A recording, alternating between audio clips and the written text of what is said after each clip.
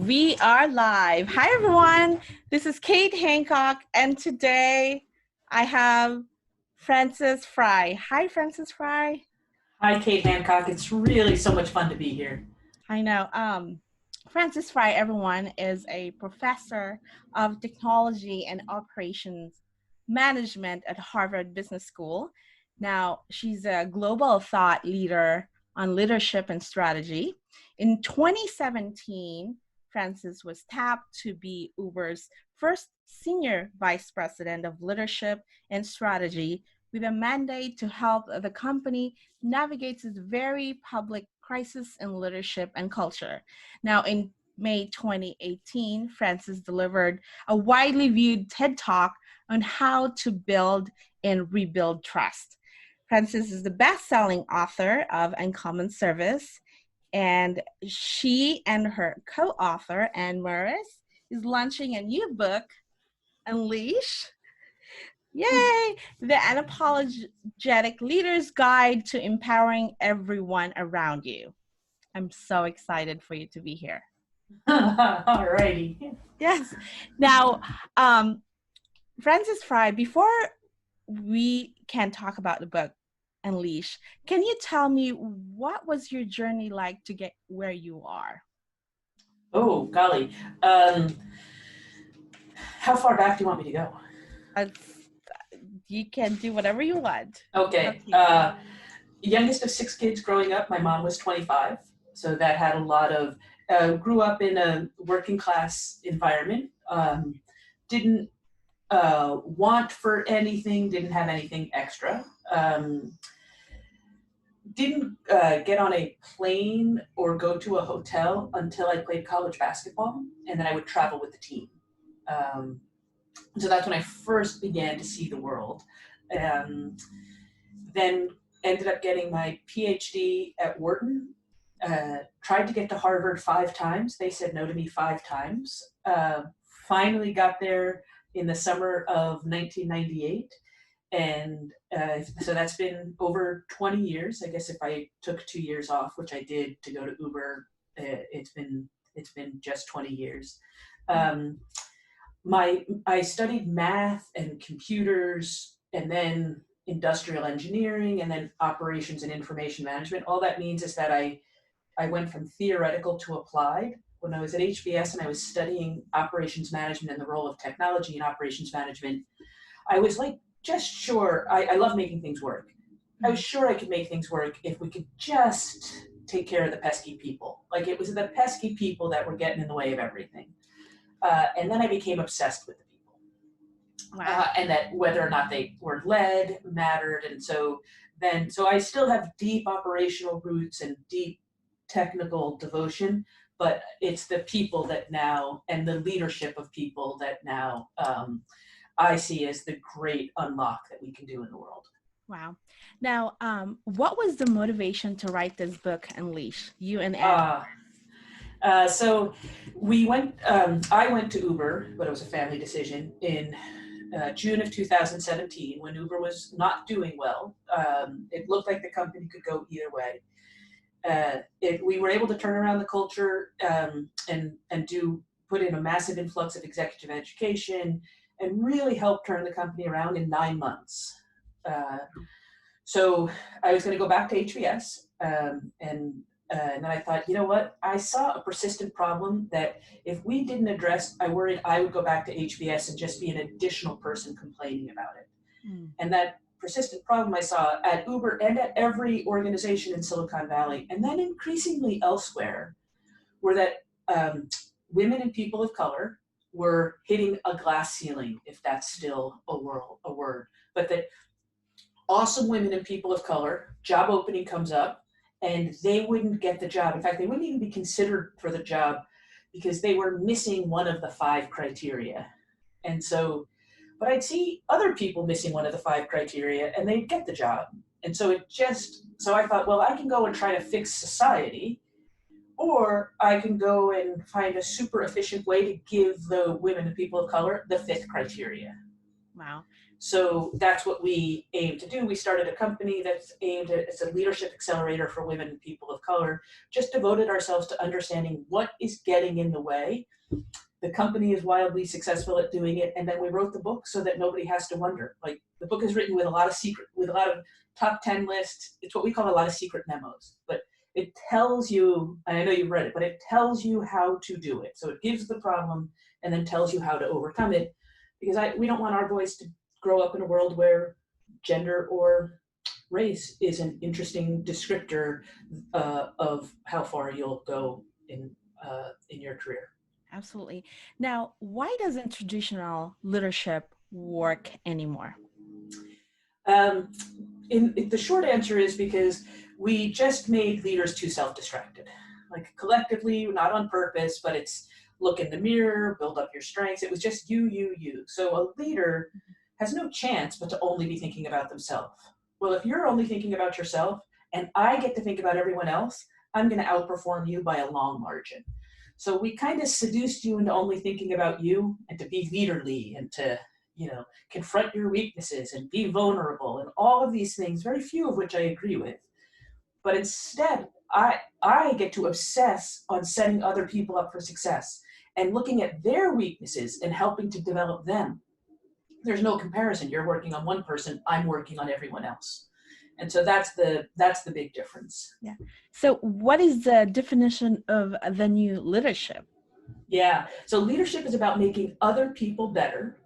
It's about making other people better first as a result of our presence, but in a way that lasts into our absence. And those two parts are important. My job is to make you better. It's not about me. And it's okay if you're reliant on me in the beginning. But you're going to be making hundreds of decisions in my absence, whether I go home for the night, for the weekend, I've left the job. You're going to be making hundreds of decisions in my absence. I want your decisions to be as if I was there.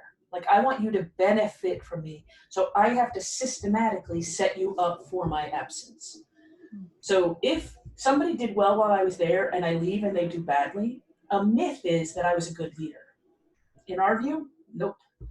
If they were doing well while you were there and they continue to do well after you leave, you are a great leader. Wow. But this is ego nourishing, right? It's ego nourishing. If they do well, they don't. And people are like, oh, we miss you. I don't miss you because I don't think you were a very good leader. I want to get someone who can set people up for success after they leave. Wow. Now, you mentioned in your book that as a leader, you should not be a movie director, but be a conductor of an orchestra. Can you explain what you meant by this? Yeah, so one of the, I think it's our first top 10 list in the book, and we really had a lot of fun with the top 10 lists. But our first one is 10 ways to, 10 things that it might be all about you. And one of it is that you're the star of your own show.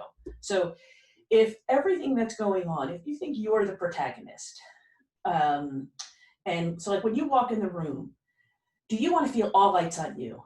Are you happiest when everyone else is looking at you?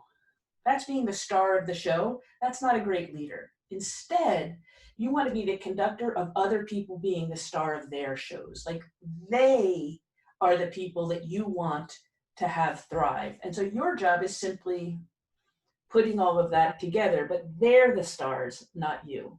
Yeah, love that. Now, you mentioned in your book that in 2017, Gallup took a survey of the American workplace, discovering that about 70% employees are not engaged with their work. Yeah. Why is that, and what can we do to be more engaged? Yeah, so I think it's because I come into work, I do stuff, it doesn't really feel like you care. You might come in 2 days later and tell me what I was working on is going to change with no telling me that, like, so I think that there's no nobility, like no noble purpose, and there's no honor of the employees. Like, what I'm working on, I want you to see me for my contribution and who I am. I want to feel your devotion to my success. So without honor and nobility, we're just like showing up, and we know things might change and they might not. So we kind of insulate ourselves. And I guess according to Gallup, we insulate ourselves quite a lot. Yeah, well, now, what are the rings of empowerment leadership? Yeah, so this is super fun. So leadership is not about me. So I have to set you up in the presence to the absence. Here's the thing. If you're going to do anything about setting other people up, you must build a foundation of trust. Without trust, nothing else matters. So the center of the ring is trust. We have to build trust. And each one of us can build more trust tomorrow than we do today. If you don't trust me, it's my fault, not yours. And there are things I can do. And we show exactly what to do. That's trust. Once we've established trust, my job as a leader is to set you, Kate, up for success. And each individual on my team, my job is to set them up for success. We know how to do that. If I set high standards for you, you're more likely to thrive. If you receive my deep devotion to your success, you're more likely to thrive. The trick, do them both at the same time. Most of us are doing one or the other. Great leadership, what we call love, is doing both at the same time. So foundation of trust, set one person up for success. Now I have a team. And I want to learn how to set more people, not just one at a time, and more varied people. That's where all the competitive advantage comes from. How can I set more and more varied people up for success? And we do that through belonging. A very powerful tool there is the inclusion dial, where if I am inclusive of the difference that's represented on my team, I'm going to thump everyone else that just has people that look like them. So those are the 3 rings in our presence. But then there's 2 rings in our absence. And the 2 rings in our absence are, I do discretionary behavior as a result of being I'm a professor at Harvard Business School, but so many of my decisions I'm making are on my own. The dean, the president at Harvard, they got 2 chances of me acting in the way they want to. How clearly articulated the strategy is in my mind, and how strong the culture is. Strategy and culture influence my discretionary behavior. Those are any leaders. If you want me to behave as you want in your absence, make sure your strategy and culture are embedded into my soul, and they will guide my behavior. Love it. Wow. Now, how can leaders remain authentic in this digital age? Oh yeah, isn't that fun? Because, and on the one hand, I'm a terrible messenger because I just got onto LinkedIn in January and I stay far away from everything else. But it's because I don't believe in anonymous comments, because I believe in leadership, and leadership doesn't happen in the shadows, it happens with light on. And LinkedIn is a pretty sunny place. It happens with the lights on. But here's what happens. First, if I'm not authentic, you're not going to trust me. So I must maintain my authenticity or I'm going to have a very unsatisfying career. So I want to first put that out. So now how can I maintain my authenticity? Well, one is, look at my background. I'm in my wife's office, but this is like, and we got pictures of our kid. Like I am showing up, you're showing up. Like, is that candle burning in your background? I mean, come on. I bet you don't have a candle burning when you're at work. Like I think that digitally, at least during COVID, we have a chance of really showing up. But here's the other thing. If I show up as someone who I'm not, like let's say I pretend I'm supposed to be, I don't know, rational man. I'm just making up a superhero. And I try to be that person digitally. You're not going to believe it, which means you're not going to include me. You're not going to trust me. You're not going to give me stretch assignments. You're going to be super sad at the demographic tendencies of the senior team because too many of us were inauthentic. But digitally, because of Instagram and where that has somehow gotten a hold that perfection is better than reality. I look forward to that changing. I believe it will. The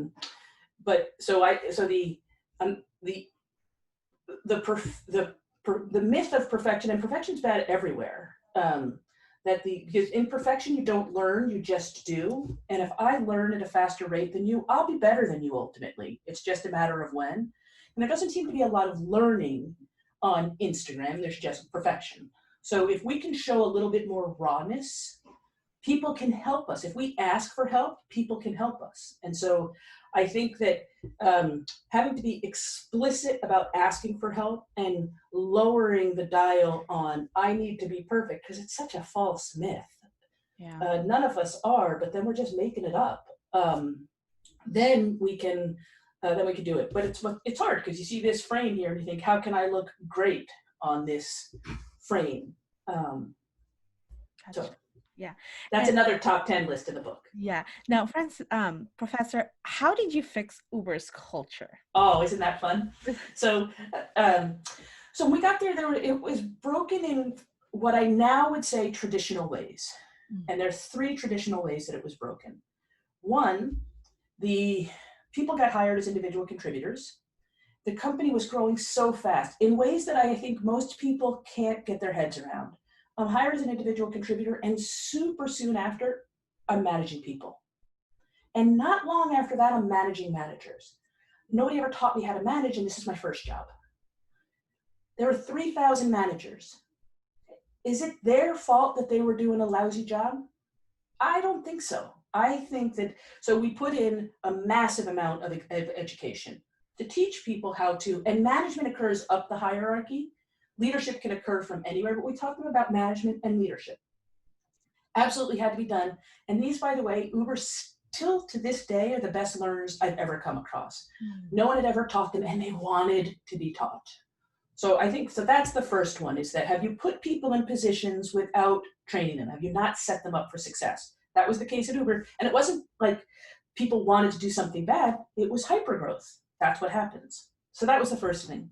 The second thing is Uber was a magnificently cultural driven organization. And I don't know if you've been around these, like HBS is a cultural driven organization. Uber is, Riot Games is, you know, the ones that it's like, they just are like, they put the cult in culture. And it's awesome, except things can get out of hand. So we have to put, we got to put some reflectors on. Here's a common way that things get out of hand. These companies, Uber was one, you'd write a Slack message to someone and you would use, for punctuation of why you were doing it, hashtag let builders build, you know, or hashtag pioneers, you know, like the cultural values were punctuation and used by everyone. The cultural values were beautiful. We should just say that.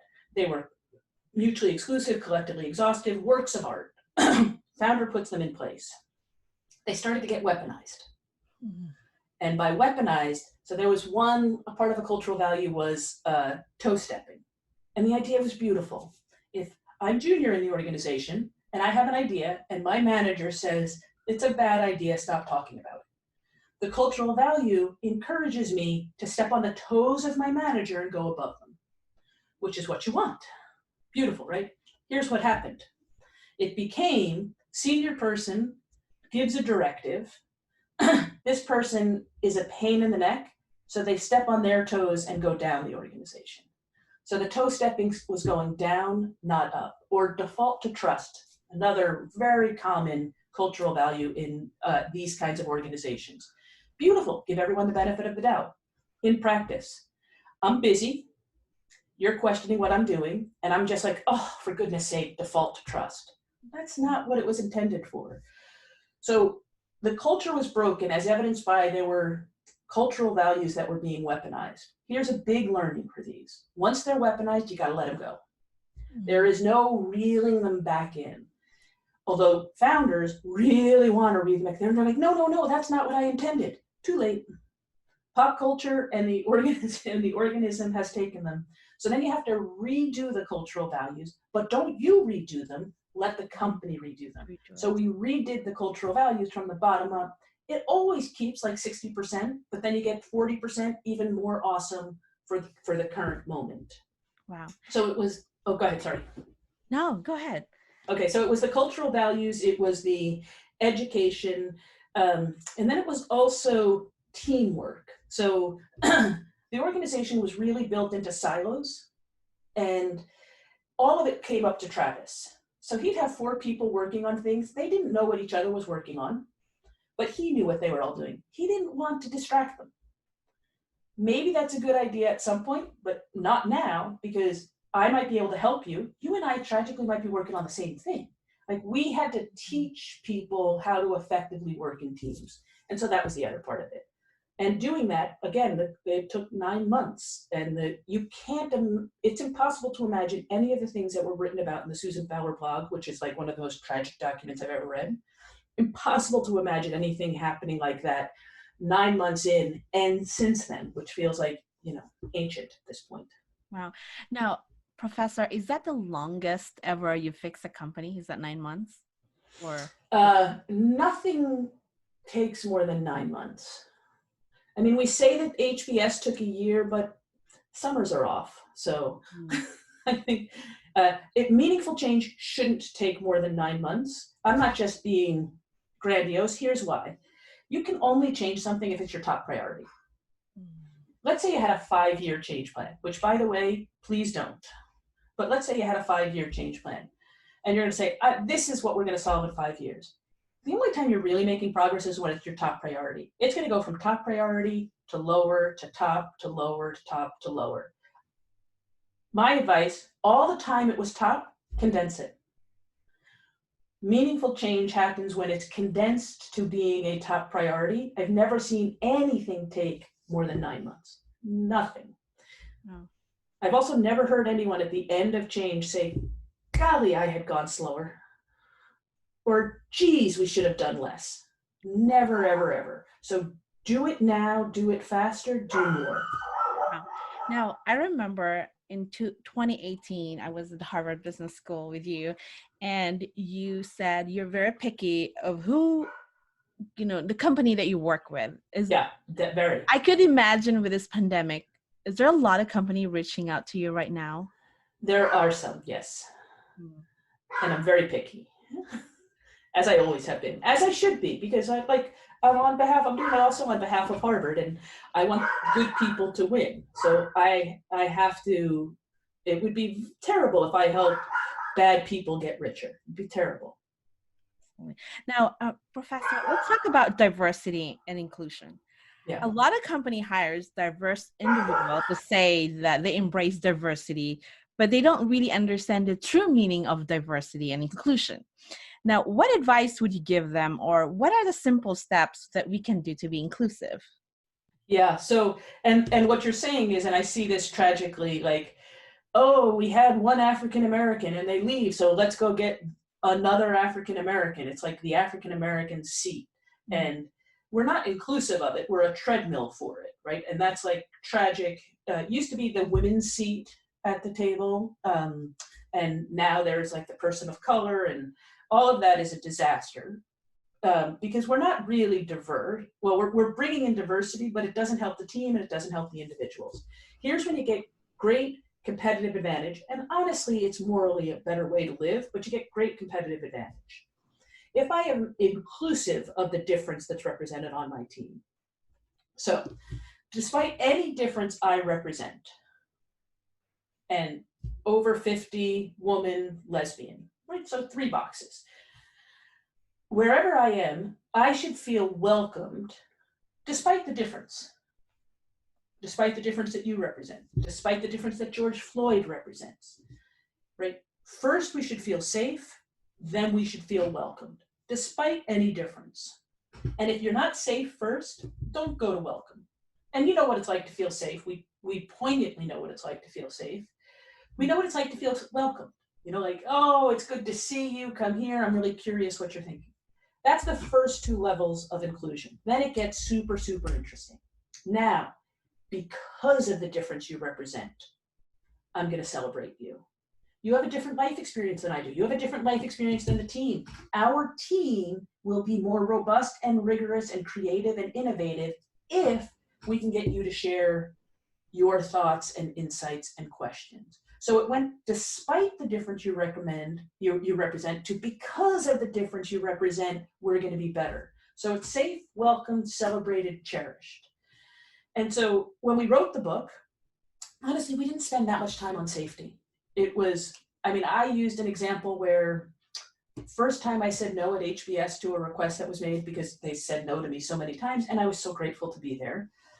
A senior dean asked if I would go teach an exec ed course in a country where it was illegal to be gay. And I said no.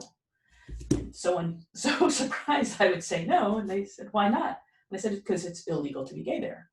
And they said, oh, you don't have to worry. They're going to roll out the red carpet for you. There is no amount of welcome that overcomes safety. Safety first. Well, this is now most poignant with George Floyd, like most poignant. If because of the color of our skin, we are not safe. Asian Americans with COVID, before George Floyd. I had friends that are Asian American that wouldn't walk alone at night. So if we're not safe, you can forget the rest of it. Safe, welcome. And then I want to get a competitive differentiation, which is if you have a team where people are mostly like you, and I have a team where everyone is different, it really doesn't matter who you are. It really doesn't matter who I am. If I'm inclusive of my team, we're going to outperform you by orders of magnitude. Difference outperforms homogeneity if you're inclusive of the difference. And there are 4 steps to being inclusive of the difference. And if you get to 3rd and 1 is shaky, go back to go. Wow. And I love that mosaic analogy. Yeah, it's super cool. It's super cool. Now, how can we unleash people's potential in our organization? Yeah. So here's the thing. Like, I don't know what you can achieve, and you don't know what you can achieve. But if I focus my feedback to you, I have 2 choices. I can be evaluative of your performance, or I can be developmental of your performance. Organizations spend way too much time evaluating and far too much time developing. If I just shifted it, and I'm just going to spend all my time making Kate better and a little bit of time evaluating her, you will improve on a skyrocket. And I can tell, there's right ways and wrong ways to do feedback, but at the higher level, if we focused on development over evaluation, people will get much closer to their potential. But organizations somehow got obsessed with evaluation. And evaluation does nothing but evaluate. It doesn't make any of us better. So we should spend as little. In fact, I'd like evaluation to be self-evident so we don't have to spend any time on it and spend all the time on helping make people better.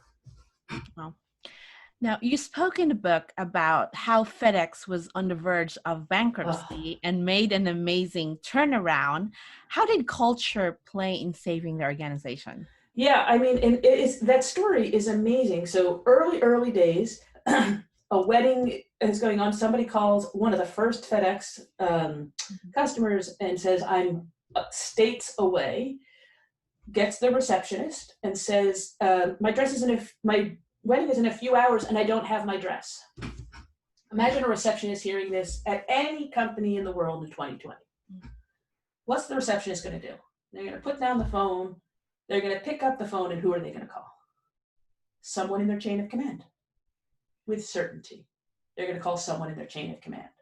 FedEx their culture was so clear that everyone is a partner. It doesn't matter where you are on the hierarchy. It doesn't matter gender, color, skin. All of us are here to bleed purple. All of us are here to make FedEx better. So this is, one of the lowest ranking people in the organization hears in the customer's voice, doesn't hesitate, calls up and rents a Cessna plane, rents a private plane, amazing, brings the dress to her. Now, at the wedding, there were some people who were small business owners. Word got around of how she got her dress. And they were like, what was the name of the company? FedEx? Okay, we'll start doing business with FedEx. And the number of packages they shipped every day went from 3 to 30, and that allowed the trajectory of the company to get where it was today. So it was culture driven first, and it was saved by a woman, I'm pretty sure a woman of color. I heard that she was a woman of color, but I haven't heard her last name, but certainly a woman who the culture empowered her to do what was best for FedEx. And the culture trusted her to do what was best for FedEx. And everyone says she saved the company. Wow. Now, you mentioned in your book that was about the study about in HBS why men were being promoted in Harvard Business School more than women. What can we change as a women? How can we get rid of that perfection, like being perfect? Yeah, so there is this thing that we did find that men were willing to, in general, were willing to send their papers out for review when they were like 80% complete. And so and when you send your paper out for review, smart people in the field give you feedback and the paper gets better. Women tended to hold on to the paper until it was 99.9% complete. And that means that's like an extra 10 months to go from 80% to 99%. So the men had faith in the improvement system, and the women didn't want to bother anyone. The men ended up with more publications because you could start your next one while that one is out for review. Women were just perfecting this, so they had fewer publications, fewer top tier publications. And I observed that and I was like, wait. I see both of them. They're equally smart. They're both like doing great in the seminars. It makes no sense to me that men should have more publications than women. I went down one and I saw this perfectionist thing going on. So then we talked to each woman, described this, and said, look, please send your paper out when it's 80%. Test it. And then they immediately started having as many publications as men. Here's the thing about all of this. There is a root cause if you have the courage to address it. But race and gender, we sometimes feel like, we'll address landing a rocket ship on the moon. That doesn't have a third rail. But sometimes race and gender is a third rail. And that's where I just want people to be unapologetic about their attempts to address race and gender and every other notion of difference. But start with race and gender. Wow. Now, how can we be a culture warrior? I tried to change my title now. I want to be the culture warrior. I think that, and this is where the unapologetic part comes in. So very few people, even today, even with George Floyd, even with every CEO, acting in ways that, golly, I have never seen. Like, it is the moment to be disproportionately attentive to race.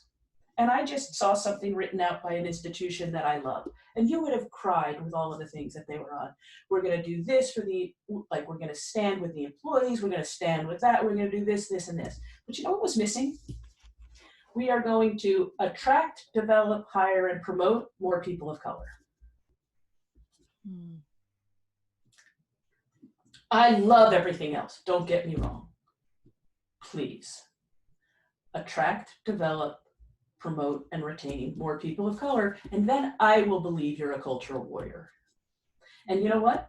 People aren't going to give you permission, because that one just got to the uncomfortable line, because people are going to be like, oh, they're not as deserving. I'm like, oh, every place where I have brought in people of color, the average quality has gone up, not down.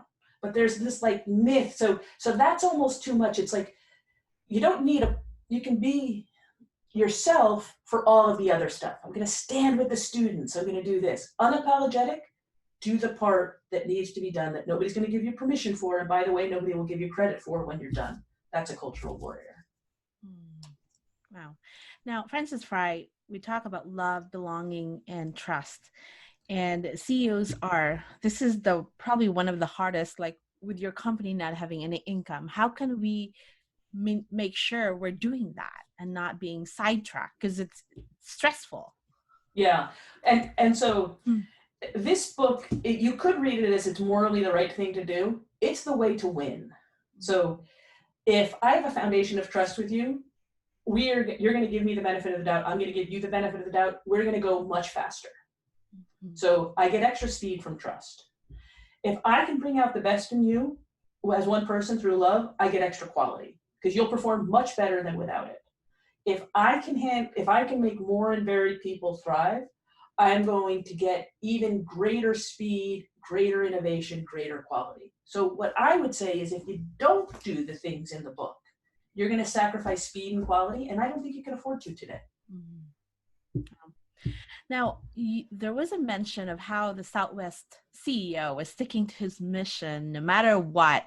How can we as CEO not sway our mission vision to customers' request? Yeah, so this is that. It's awesome. And this is when Herb Kelleher famously refused to, a grandmother needed to change airlines because Southwest didn't go to her final destination, and wanted the company to bring her bag from their airline to the other airline. And that Southwest has refused to do from day one. They still refuse to do it today. It's important to know why they refuse to do it. So Southwest, we all think of as a low-cost airline. It's not actually the reason it exists. It's a fast turnaround airline. It can turn around its planes 30 minutes faster than everyone else, which means it needs fewer planes to have the same route schedule as everyone else. So it saves about $320 million a year out of its fast turnaround because it needs 100 fewer planes a year. That $320 million a year is the entirety of the profits in a good year. So it can't do anything to compromise fast turnaround. Well, this lovely request by this woman, and you could have so much empathy to change her bag, if they had to start interacting with other airlines, they would lose that advantage, they would lose that $320 million, they would be unprofitable. So Southwest Airlines is the only airline. Customers love it, passengers love it, workers love it, shareholders love it. It doesn't lose money because it understands what it needs to be great at, and it understands what it has to be bad at, and it's equally unapologetic about both. So he told the woman, we are designed not to interact with other airlines so that we can do these other things. That's the lesson from there, is that as a CEO, know what are you optimized to be great at, and reverse engineer what does that mean you have to say no to, and have the conviction that if you start saying yes to this, you're no longer going to be winning at that. Make sure that it is super, super clear in your mind. Southwest understood it from day one and understands it now, I don't know how many years later, 50 years later. Now, Professor Frie, what are you most grateful for? My wife, my boys. And how do you want to be remembered? I met her first. And how do you want to be remembered? Oh, I don't need to be remembered. I would like to make individuals better. I mean, leadership's about making people better as a result of your presence, last into your absence, and I don't need any of that to be attributed to me. I exist to be of service. I don't need credit. Wow, love that. That's so inspiring.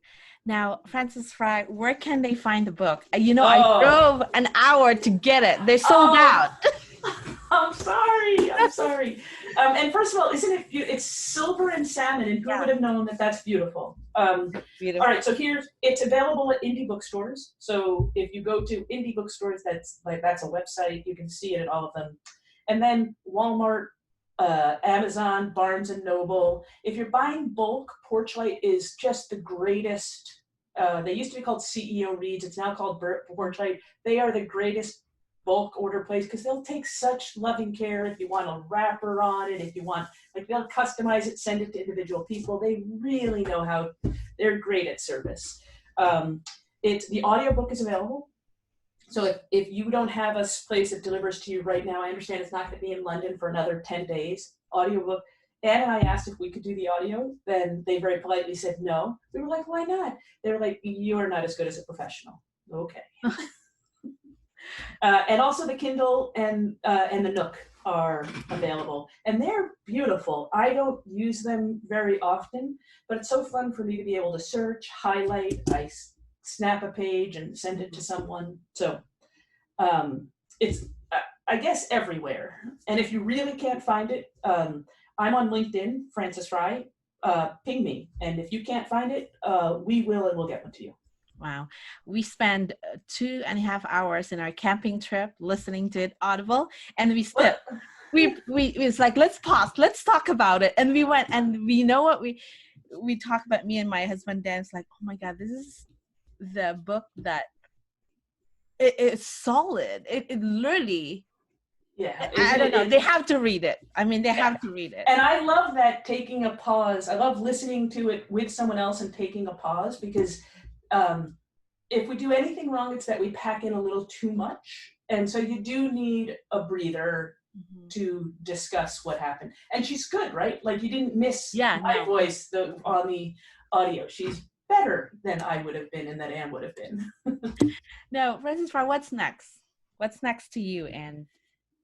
Yeah, so we just started teaching a course called Leading Difference. And that is a course aimed at being led by people who are different than you and leading people who are different than you.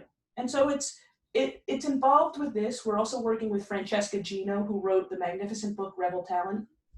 But it's how do you broker like big differences? I mean, like big differences, like ranchers and people who want to save the wolves, like big African-American community and Ku Klux Klan. and who has made amazing progress there. So it's brokering conflict, it's bridging things. It also has the ideas in this book. So leading difference captivates me. We just taught it as an MBA course, and it went very well. So we're now trying it it's the first virtual executive course at HBS. They're going to have it in August. They've never done anything like this before. It's going to be Tuesdays and Thursdays from 11 to 1 Eastern Standard Time in August. So 8 sessions. Exec Ed has always been live at HBS. So we're going to see if the world is interested in talking about leading people who are different than them and being led by people who are different than them. But I'm pretty obsessed with that now, obviously, because of the current context. Well, Professor Francis, thank you so much for your time. And where can they find you? Your LinkedIn? LinkedIn is the only place you can find me. I have responded to every direct message I have received. It's my understanding. And if you tag me in a comment, I will respond to that as well. Thank you so much. It's appreciate a pleasure. You. Yeah, my pleasure, and I'm glad we're now connected, and I enjoy that very much. Thank you. Have a wonderful day. Bye. Okay, you too. Bye.